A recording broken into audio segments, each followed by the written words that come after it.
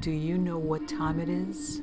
It's supernatural story time. And if you're easily scared, and even if you're not, there's only one thing left to do. Just turn off the lights, because these are stories that you listen to only in the dark. Stories to listen to when you drive. Volume 7, story number 1. My story is a bit of a mystery. I was a young teenager going on a rare campout with my father. Let's say he enjoyed city life. We were fishing with a small group of extended family. We had a small tent while the rest of our family had a big camp trailer. To top it off, my dad wanted to be a bit away from everyone else. We settled on the side of a small lake in the upper Uinta Mountains. The Uinta Mountains have small lakes dotting all over. Some are very hard to come by. This particular lake didn't require four-wheel drive, but we were the only ones there. That night, we went to bed. My dad's legendary snore kept me up and alert. We used to joke that his snore would scare away most wildlife, and to be honest, it usually did. But this particular night, something was very different. My dad was snoring away, oblivious to all this. Something or someone crept by our tent. It was a slow, steady pace. The hoof, foot, paw, whatever it was, sounded like small damp rocks squishing together. It had almost a crunch noise to it that you'd more often hear during winter. At first I thought it was other campers. I called out to them, only to hear the footsteps stop momentarily. After I got quiet, the steps would start again. They would slowly pace behind our tent, back to the lake edge, and then back again. All of this while my obnoxious father snored his brains out, clearly indicating we were there and totally unprepared for confrontation. I never found out what made that noise, but from that day on, I never went camping with my dad without someone else nearby. Story number 2. This story takes place about 3 years ago on a camping trip in the South Georgia backwoods. I was camping high-tech and brought a friend along who we will call Joel. We were given directions to the campsite by one of Joel's neighbors. We had been told that it was at the end of an unmarked dirt road of I-75 in Dooley County, Georgia, just below Macon. It wasn't that vague. I just don't want to give away the location. His neighbor mentioned one road that we should not go down under any circumstances. He didn't tell us why, but we figured that the road was unsuitable for a big pickup truck or something. He said that the off-limits woods would have a large tree leaning over the road, and that there would be the can't misses sign of the road not to go on. We kind of laughed it off and forgot about it in the excitement of the trip. No big deal. We began the 2-hour drive south and came to the exit and began looking for the road. Once we found it, we turned and were met with a large tree that had fallen and was blocking our path. This was no big deal for us, so we threw some chains around it and pulled it to the side with the truck. We drove for about 3 minutes before coming to the dead end where we would set up camp. We decided it would just be easier to set up right there on the road in front of the truck. Nobody would ever be back there anyways. We got out the gear and I began setting up the tent while Joel went out to gather some firewood. I was fooling around with one of the joints on the tent. The sun was going down and it was beginning to get colder, which was an inspiration to focus on getting a shelter up. I then felt a presence behind me. I figured it was Joel walking around back there, and I ignored the feeling. The feeling then turned to instinctive fear, forcing me to turn around. I saw the silhouette of a man standing next to a tree. Relieved, I thought it was Joel, so I resumed my work on the tent. I said, "Don't sneak up on me like that, dude. You scared the crap out of me. Did you bring the firewood?" No answer. I asked again. No answer. He just stood there about 15 feet away and did not move an inch. At this point, I was getting a little irritated that he was ignoring me, and I finally shined my light at his face to ask him again. What I saw truly horrified me. The man was not Joel. It was a very scrawny man, about 5 feet, 5 inches, who was completely naked and had hair down to his feet. but it was his face, namely his eyes, that scared me the most. He had the most neutral expression on his face, almost a curious look that in itself was enough to scare you shitless, but it was his eyes that horrified me the most. They were completely black and looked extremely evil, pure evil, and almost unearthly. I could feel it looking straight through my soul and mind when suddenly I saw all my memories flash by in my mind like a slideshow, and I could tell it was reading my thoughts. Then it happened. I felt the most awful feeling I have ever felt in my entire life. I can't even really describe it except that it felt like someone was trying to turn me inside out. This caused me to panic, and I screamed at the top of my lungs, "Jesus!" The instant I said that, everything went black. I woke up 7 or 8 hours later, lying on the ground in the morning dew. The morning sun warm on my face. I sat up, looked around, and was relieved that it was now gone. For about 5 minutes my vision was very blurred, and I had a splitting headache, like I had been hit with a baseball bat, but I could not see or feel any marks on my head. There wasn't even a bump. Sitting there recovering from the headache, I suddenly felt that soul-wrenching feeling again, but this time I wasn't taking any chances. I threw all the gear into the truck and floored it out of there. I was gripping my Bible to the point of the pages ripping. I wanted nothing more but to go faster and faster out of those woods. The farther I got from the campsite, the more the feeling went away and the safer I felt. Before long, I was driving north on I-75 heading home when it hit me. Joel. How could I have been so stupid? Where was he? Did he make it back to the main road? I was so upset and horrified that I was almost brought close to tears. I kept asking over and over in my head, how could I have been so careless? I actually drove 5 or 6 miles, debating with myself between turning around and going back or just calling the police to report a missing person. I had to do the right thing. I turned my old Dodge around and headed back south. When I entered the woods, I noticed that the feeling was not there. Whatever it was had left for good. The lack of fear gave me confidence, but I was not taking any chances. When I got to the campsite, I had my gun chambered and in hand. I began the search. For an hour, I looked and looked, but I simply did not feel that he was in these woods. I left for the final time and went home completely exhausted and emotionally drained. The police were notified the same day, and there was a 3-day search before he was found about a mile from the campsite. He had been completely decapitated. There was no murder weapon ever found. I was upset to the point of suicide when I heard the news because at the time I was blaming myself. I know now that it was not my fault. He was killed the night I saw the thing in the woods, and I believe that he was killed by the thing. I know now that I was his next target, but I believe that the Lord protected me that night. Turns out I had taken the wrong dirt road. It was the very road that the neighbor had told me not to go on. To this day, the case remains unsolved, and of course, I don't expect they will ever catch the thing that killed him. Next story. My father and I and a friend went to Alabama to hunt. We were staying in an old house. It still had electricity and water and a fireplace for heat. Just your typical old southern farmhouse. The folks who owned it were also friends of the family, and as we were sitting around on the first night, they were telling us about where we would be hunting the next morning and just shooting the breeze when one of the other folks there told the fellow that invited us that he ought to tell us about old Will. He proceeds to tell us that this guy named Will had lived in the house for years and had died there and was buried nearby. But the thing was that old Will still liked to come by and sleep in his old bedroom.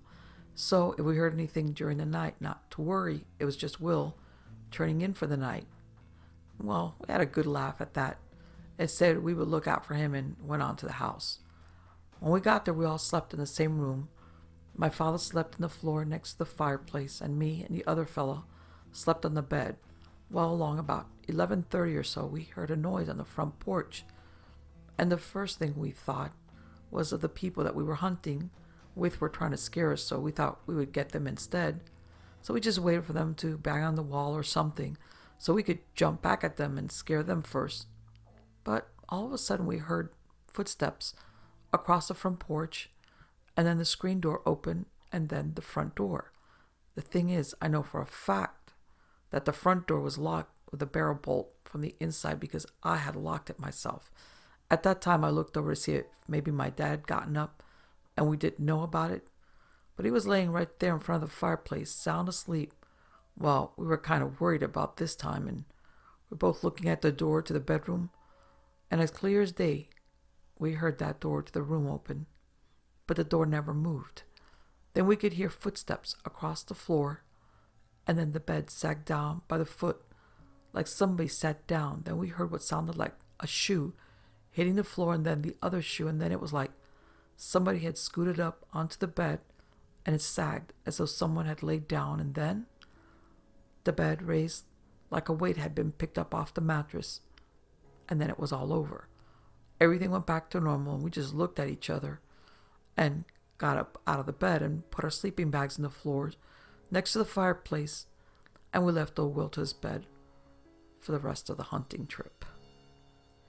Next story. I've gone hiking and camping alone since my childhood. I've had some interesting experiences, most of them good, some a little scary, but nothing that would keep me from going out alone. I'm comfortable in the wild.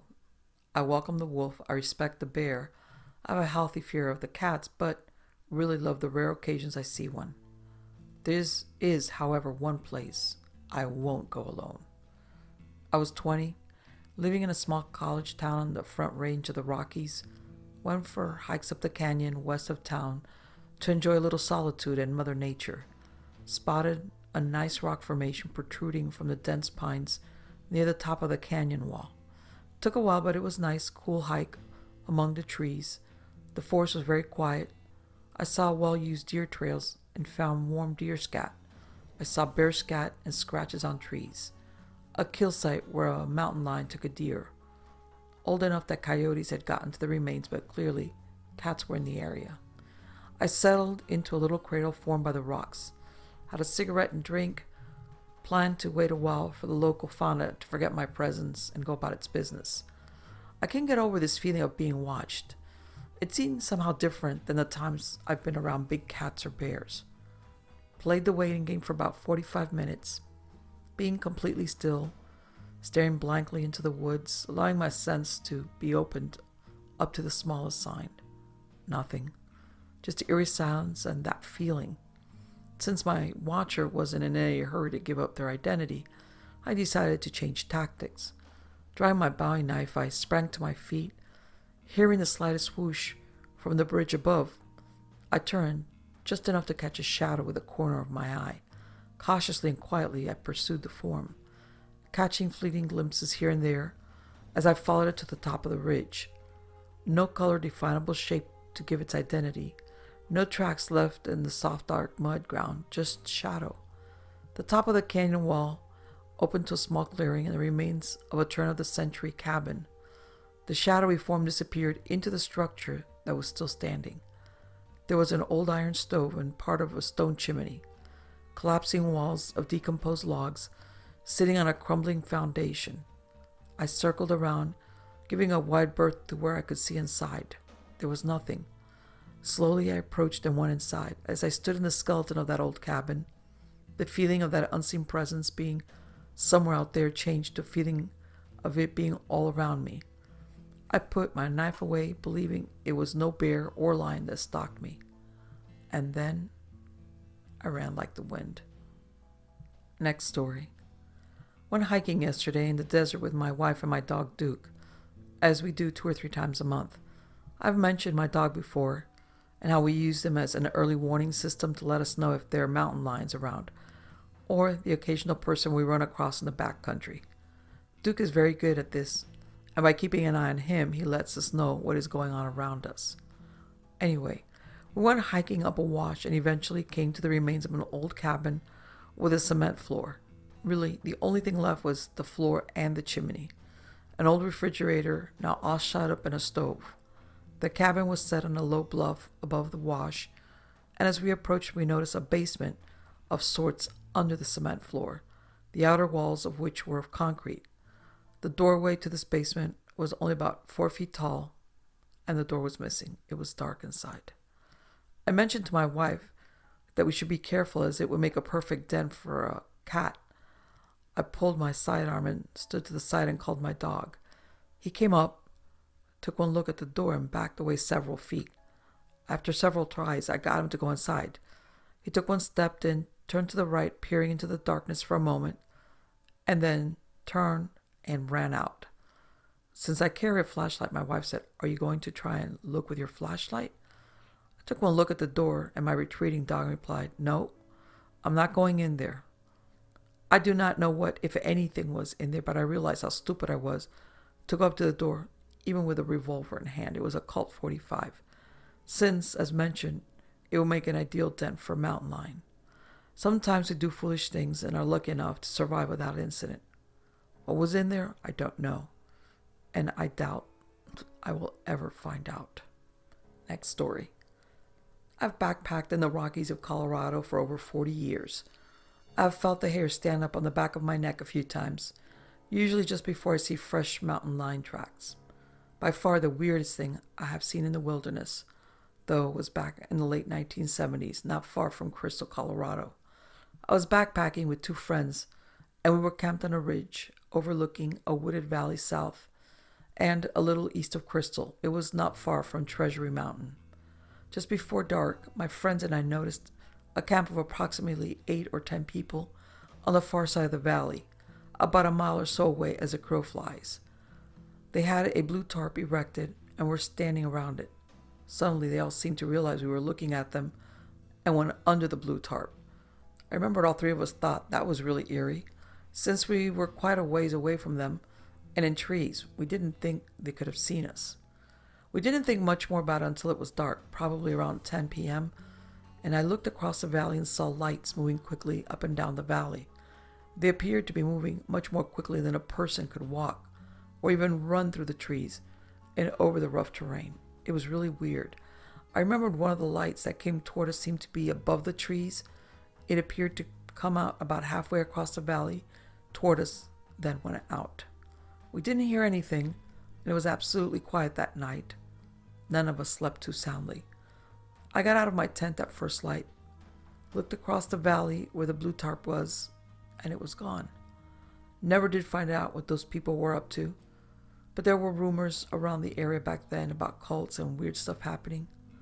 Two-legged critters creeped me out way more than the 4-legged ones. Next story. I saw a mountain lion once while mountain biking. I had seen many bobcats over the years. It was apparent to me that this was a whole other animal. It was huge.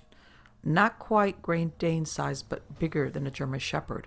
Although I was a good 100 feet from it, I could make out certain characteristics. 1, huge tail, thick and muscular looking, in proportion to the rest of the body. 2, when it turned and I saw it in profile, it had an obviously feline type head, like a house cat, but with a smaller head proportionally than a house cat. I could see the sinewy muscles under his shoulders, and his legs were very thick, like a cat on roids. Maybe it was his hair that was short, but he looked to be 100% pure muscle. He was a dark color, unlike the he-Tanishoes I see on cougars on TV and in print. He was in the shade, and they may have been some type of influence on the color, but I was struck by his, darkness. Maybe he was a subadult, but boy, was he big. I observed him for a full minute before he sauntered off into the brush. Unhurriedly, I was not about to follow.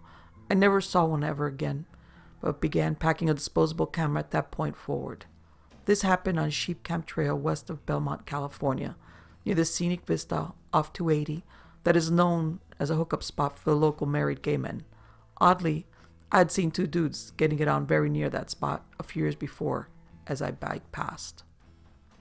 Next story. I've been an archery hunter for 20 more years. We usually go into the woods a couple of hours before sunrise and put up our portable tree stands and wait for first light. We had scouted a new site and marked stand trees with reflective markers since we usually hunted the morning hunt.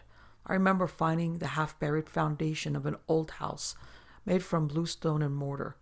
I guess it to be mid to lower 1800s, there were signs of a barn and an old apple tree, which we were still putting out its wormy fruit, and you could tell this had been a small farm. We gave ourselves extra time to get to our spot, but when we got there earlier than we thought, about 3 a.m., I put up my stand and sat in the mid-October coolness of the night, listening to the night sounds of the woods. I know the death scream of rabbits. I know the lonely calls of feral dogs and coyotes. I've heard most everything in the woods at night that swims, flies, or goes on 4 feet. I remember getting this slow, uneasy creeping upon me. My sweat ran cold down my spine, and I began to look around, trying to identify what was making me tense. My mind began to put form and shapes to every tree and clump of bushes. My heart rose into my throat. There were no animal sounds. The night was so still, and then the half moon came from behind the clouds. The sound started immediately. Behind my stand, about 20 yards out, it sounded like screams, but not ripped from anything human. It slowly moved through the woods, but not crashing or breaking sticks or rustling the leaves. The scream slowly moved around me, coming from ground level, but nothing was visible, always just out of sight or invisible. I was terrified to the point I could not move. I wanted to get down out of that stand and run away, anywhere but there. It was driving me mad. I had to get away. I wanted to jump the 20 feet to the ground and risk a broken leg, just to get as far from it as I could. The scream continued. It seemed forever, slowly, half circumventing the small clearing I had my stand in, rising and falling, sometimes choking off, then resuming a second later. It moved slowly down the hill towards my brother's stand, not abating or ceasing. There were no sounds other than the screaming, no sounds of struggle, just the unbelievably loud screams of terror and torment. I heard it go down into the hollow where my brother was, then up the far side of the gully and up the mountain, then fade away to nothing. When the sounds ended, I realized that 2 hours had passed and was coming up to shooting hours. I could move again, but I was shaking. I opened my water bottle and drank some water, nearly choking on it. I waited, trying to calm down. Finally, I was calm enough to get down out of the stand. I waited with my gear, ready to bolt. My brother came up from the bottom just as I was finishing. The sun was just poking over the horizon. It was still prime hunting hours, but he had heard it too. "What the hell was that?" he asked me. "I do not know, and I am not hanging around to find out." I hefted the stand to my shoulder and started up the deer path that ran behind my stand tree. I told my brother, "It started just over there." That's when we noticed the 3 headstones from the farmer's family plot. We never hunted there again. Next story. When I was 23, which is about 15 years ago, I decided I was going to go camping by myself up around Chilliwack Lake, British Columbia. There's a valley that runs off to the east of the lake halfway down. It's an old logging road, mostly overgrown and washed out. I had walked in a number of times hunting coastal black-tailed deer and bear. This was going to be a scouting weekend. I had a canopy on my truck and was going to camp in it, and the Saturday was a beautiful day, and I walked a large section of the valley and had gotten back to my truck around 6:30 p.m. and started making supper. Not long after I started to get that feeling of being watched and that I wasn't welcome there. Now, this is the West Coast, and the forests are thick, and I was by the creek with lots of willows around my campsite, about 50 feet away and surrounded by peaks. I built the fire up and finished supper and some more rye as I was starting to feel more uncomfortable. When I had shown up in the morning, I had drug a lot of wood in from the creek bed, so I had a big fire going and my .30-06 loaded and ready to go. As the night went on, I was hearing noises from the willows around the campsite and thought it was just some animals, but I still felt I was unwelcome. At around 9, I started to hear some bellowing from the hills around me. Now, I have spent all my life camping and hunting in the bush. I've heard cougar mating calls, wolves and coyotes, and I've never heard this. It was a deep yell, and the closest I can describe, it was like the sound a gorilla makes. This went on most of the night, and I was woken up a few times that night with sounds in the campsite of someone walking around. In the morning, I got up and looked for tracks, but it was all gravel and hard to make out. I spent the day hiking the valley again, and I spent many more nights there with friends, but never without a rifle and never with that feeling again, or the howling. Next story. I've had this happen many times. I used to work third shift and would jog on my days off at night. About once a month, I would get in the gear, put the running shoes on, and walk out the front door, just to be faced with a very uneasy feeling. Basically, turn around and go back inside. Do not go tonight. Inner dialogue. This has happened twice when I have been camping or on the way to camp. Both times, I didn't wind up camping.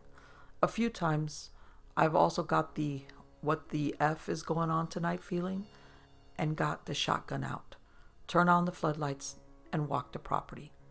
3 times over the past year, there were coincidental cars pulling off right when the lights came on. Another time, the floodlights actually projected the shadow of a man's upper torso against the entryway wall. My front entrance is U-shaped. I closed the door, locked the deadbolt, and woke the wife to get her gun as well. By the time I was back at the door, a car pulled out that was parked in front of my next-door neighbors. Turned out, even though I live kind of out in the country, a gang from the 30-minute away big city were targeting our neighborhood. About 3 cars broken into and a few home invasion attempts. Always be safe when you have a bad feeling, even at the house. Normally, my 2 big mean dogs will pick up on everything and alert me, but sometimes they don't. I always take a dog when we go camping, and normally a pistol. The dog eases my mind more than the pistol, though. Almost like a camp alarm system. Next story. My friend, who is all into prospecting, and all told me this one. His cousin was out camping at the end of some fairly remote logging roads, not that far from where I live. He pitched his tent and was sleeping. Around 2ish or 3ish, he hadn't checked his watch. He gets up to use the bathroom. For some reason, instinct maybe, he grabs his rifle and puts in 2 rounds, then heads out to the bushes. While out in the trees, he suddenly sees light back at the camp, so he crouches down with his rifle across his lap and waits. 3 guys are gesturing towards his tent. 2 have shotguns, the 3rd a bottle of alcohol. One of the guys says, "We can just shoot him. No one will ever find his body if we hide it out here." At that point, he slips further back into the trees and waits for dawn. Come dawn, he heads straight out, not bothering to grab his tent and sleeping bag and a few bits of clothing and food. He reported everything to the police and went back with the cops. But his stuff was gone, and they never found the guys. Yes, this is one of those stories that gives you the creeps. Another story. Ranks 10 on the weird scale. When I was younger, a few friends and I headed up into the Catskills for a weekend, and we stayed in one of the lean-to cabins that the state maintains. We sat by the fire until well after 2 a.m. talking and then went to sleep. I had a hard time sleeping, so I sat against the back wall and watched outside, hoping to see some wildlife. I was taken back as I saw the glow of a cigarette about 50 yards away. It did not move at all, and I had no idea of how long he had been there. I figured that somebody came in late and set up camp over there because we had the cabin. About 5 minutes later, I saw a quick flame and the ember of another cigarette. I had a strange feeling of being watched come over me. One of my friends, who had not fallen asleep yet, had the same eerie feeling. We figured this guy did not bring a tent, so we both decided to walk over and offer him some space in the cabin because of the rain we were supposed to get that night. I holstered my sidearm and we started walking over. Never leave without it. We got within 20 feet and the guy sprints off as fast as he could into the woods. Never saw or heard him again. But what was he there for? Obviously, not to camp out. Next story. While living in Vermont, I was paid to help a guy build a log cabin on some remote property he had purchased. He already had an old trailer there to stay in, and we added a log room 10 feet by 20 feet off the front of it.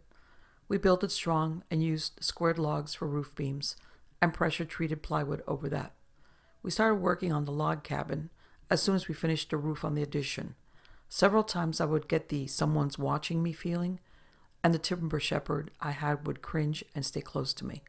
I looked all around and never found any tracks, but there were a few deep streams at the edge of the property, and I never crossed them. One May night, we were just getting ready for bed when something big landed on the roof.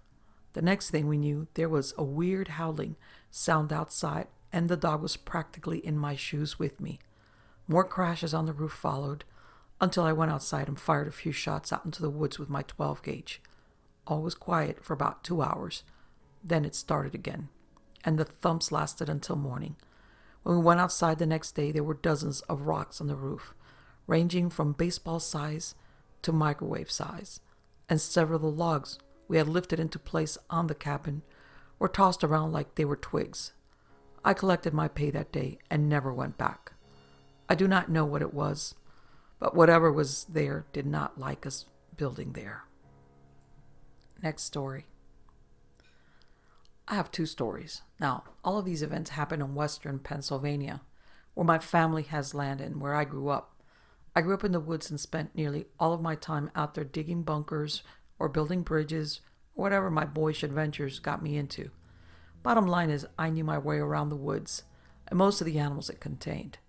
That feeling you guys say you get where there's something wrong is for sure something I am quite familiar with. On some levels, I think my senses are heightened in areas others lack, and I can feel every movement and sound, even if I am not looking around. I cannot explain it, but I can literally map out areas in my mind and see them and see where sounds are coming from.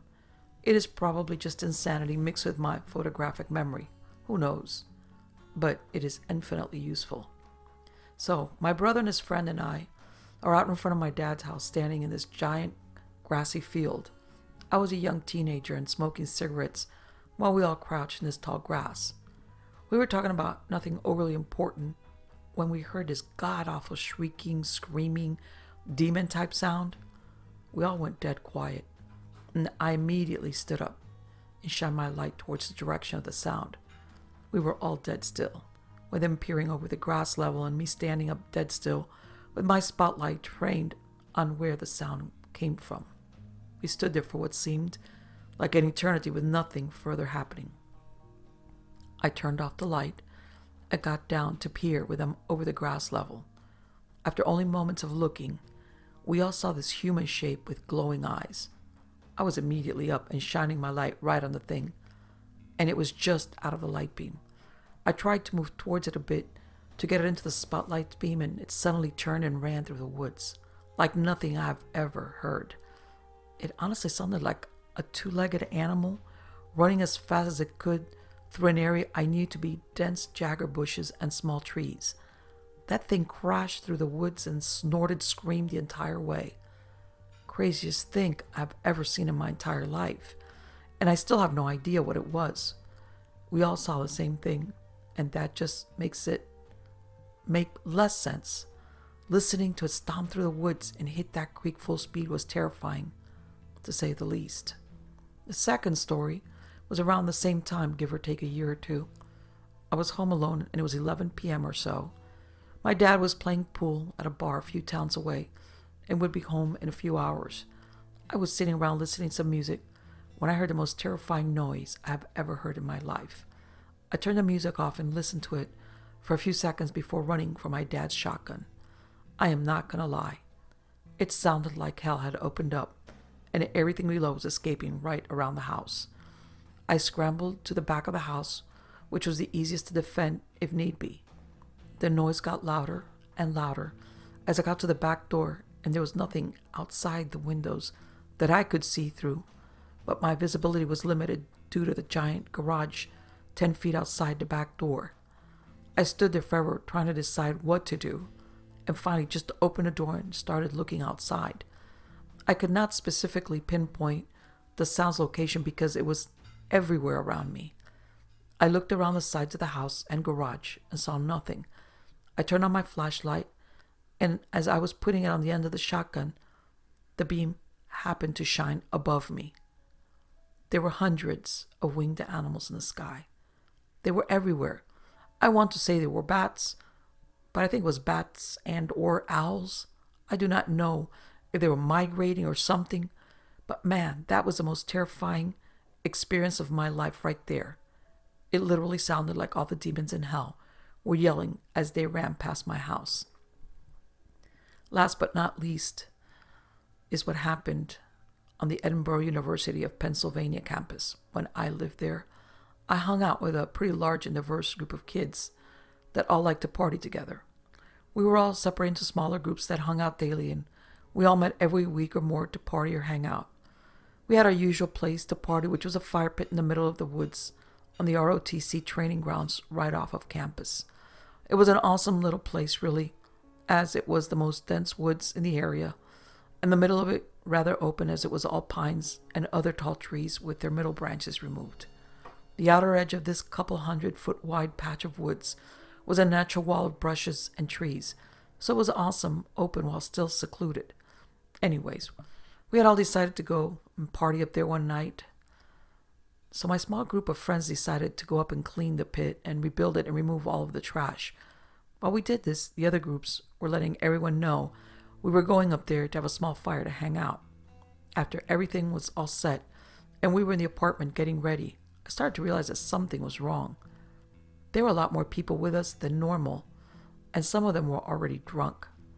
Me, being underage, I decided it was probably a good idea to go up with nothing but smokes on me. When we got up there, we all started drinking and talking. I kept looking past everyone on the other side of the fire because I just felt like someone was watching me. I sat there for 10-15 minutes trying to decide what I was going to do. I knew that something or someone was watching me, and I knew that if I left, it was going to be on my own, and it was a long, cold walk back by myself. I waited for a break in the conversation and told everyone that I did not feel comfortable there that night and that I felt like someone was watching me. They all gave me a considerable amount of shit for it, females included, but I stuck to my guns and left. As I was leaving, I felt that I was being followed as well as watched. As soon as I got away from the group, I could no longer see the fire, but I could still hear laughing and occasional yelling, but couldn't make anything out.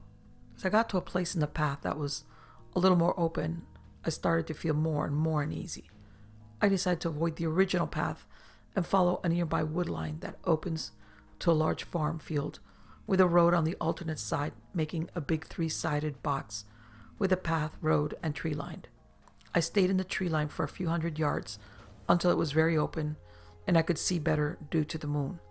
I broke into a crouched run across the field straight towards the road and stopped once in the middle of the field to see if anything followed me. Nothing. I ran all the way back to the apartment and told my girlfriend about it. She told me about the half-dozen cop cars parked in a sneaky place no more than half an hour right near the entrance of the path we'd all walked up before they got there. I immediately called my friends at the fire, and they never had a chance. They said as I called them, the police all stepped out of the woods surrounding them and yelled not to move. Apparently, I forced the cops' hand by leaving, and they were following me. They told my friends they'd been watching us from the shadows for a while, and that they had followed me after I left so they could detain me so I couldn't warn the others when I saw the cop cars at the end of the path. Getting off the beaten path saved me some hassle.